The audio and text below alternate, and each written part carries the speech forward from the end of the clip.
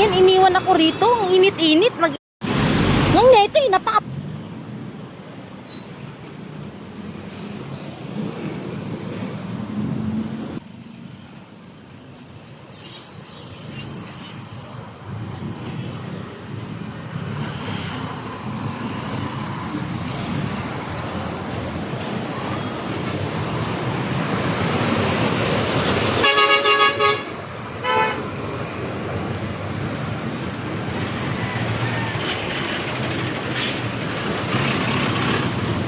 Mo, isang oras kalahati akong iniwan doon.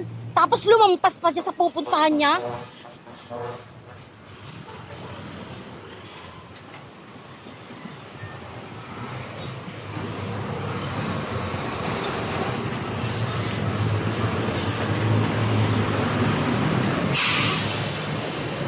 Sarap mo talaga batuhin ang helmet, ano?